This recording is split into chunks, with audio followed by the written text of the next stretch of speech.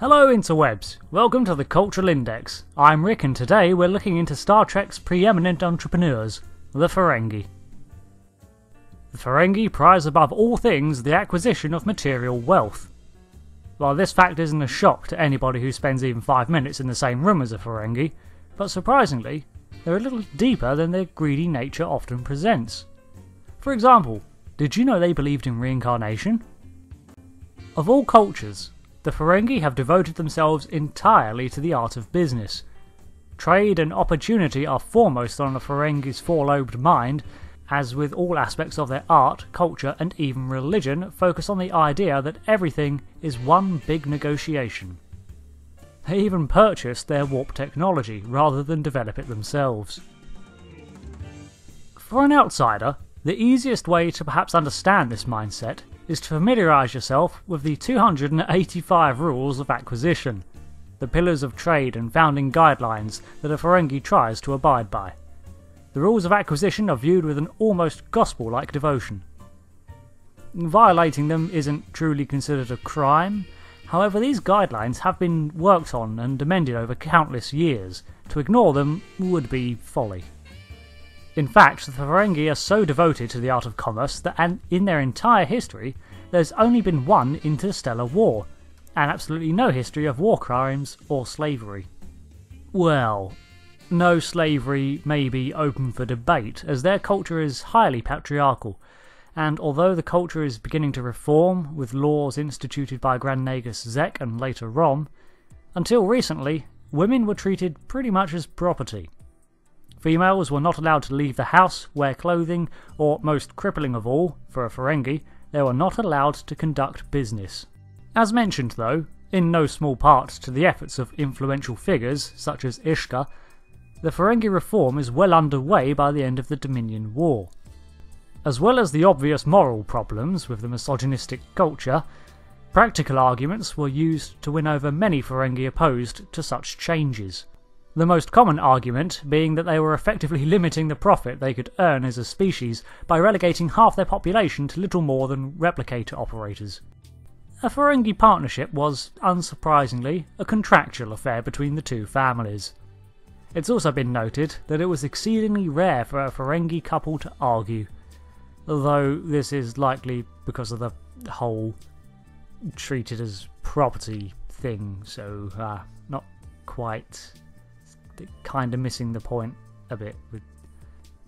Moving on. The Ferengi are native to the planet Ferenginar, a tropical planet of almost constant rainfall. High in plant life and insect life, the planet's constant storms have shaped their architecture. Buildings are often built with sloped walls and domed roofs to allow for a constant runoff, and the streets themselves are likewise sloped and guttered to avoid flooding, with archways and circles being a common motif in design, again all to avoid puddling. The large ears of a Ferengi are an obvious feature of the species and are closely linked to their evolution. The large lobes are super sensitive and capable of filtering out many sounds to isolate an exact noise, such as the rustling of grubs in the undergrowth while tuning out the noise of heavy rain. So I mentioned that the pursuit of wealth was seen in their philosophies and religious aspects. They called it the Great Material Continuum. After spending their life accumulating wealth, a Ferengi's spirit would go to face the blessed Exchequer, who would weigh up their lifetime's achievements and either allow them into the divine treasury or cast them into the purgatory of the Vault of Eternal Destitution.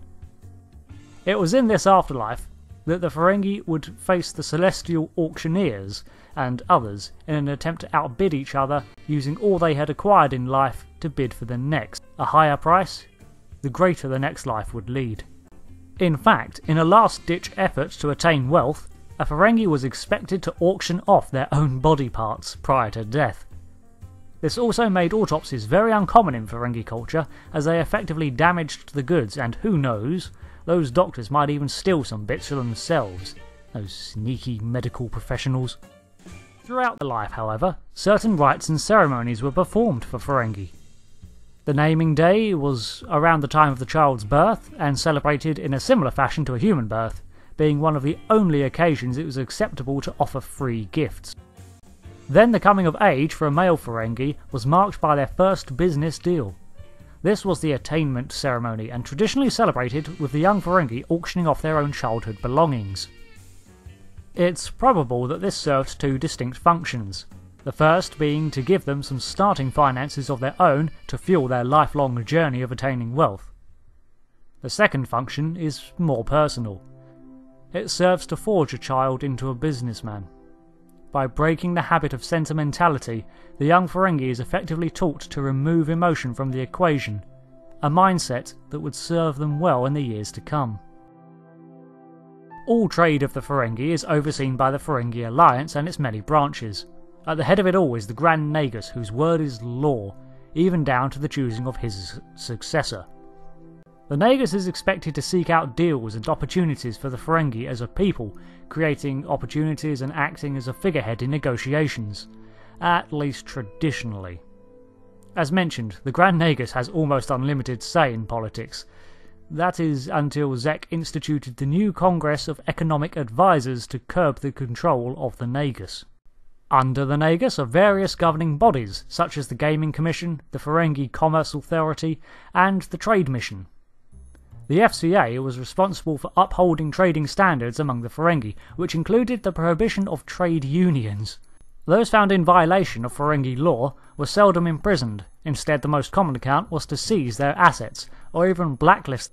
There are of course many that operate outside of the Alliance, as independent businessmen and the like, but they are often independent for a reason. Pirates and thieves, for example, are frowned upon, but they did exist. It was for this reason that although the Federation had been aware of the species' existence for a long time, even doing business with them occasionally, official first contact with the Alliance itself happened in the year 2364, quite recently in fact. The art and clothing of a Ferengi is often loud and exuberant. Eye-catching multi-layered suits were effectively displays of wealth and influence, and as such the design was often secondary to the materials used and the cost of the art in question. Latinum, an unreplicatorable is that a word? Metal was among the rarest and most prized elements on Ferenginar. Oh, and try not to wave your hands at a Ferengi. Waving an empty hand may be a sign of friendliness and acceptance in most cultures, but to a Ferengi it signifies poverty. So you're effectively insulting them.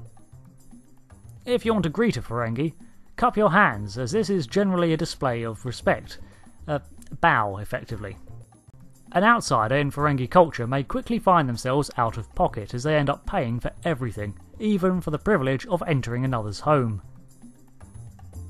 It's also highly likely that a Ferengi will seize upon the inexperienced and their confusion about what costs what doesn't cost, and the series of contracts upon clauses upon ratifications of transactions contained there within would most likely beguile and... I'm sorry, wait, what was I saying? I'm lost. How much do I owe you? All in all, the Ferengi are masters in the business of business, and this has driven forwards their progress. Purchasing advanced technologies, trading their way to influence. Even the Federation has prospered from them. They invented the holosuites and synthhull, two Starfleet-wide recreational standards, and the Ferengi were the first to encounter the Dominion, or at least a member race, again through their trade. So until next time guys, this has been a quick rundown of the Ferengi and thanks for watching. Fortunately, I don't charge you to watch these videos, but I do give you the chance to select what species we index next. The choices now are either going to be from the Raka, from Studio Oats, or the Kazon, from Star Trek Voyager. Like the appropriate comment below, and until next time, I've been Rick. Thanks again for watching. See you laters.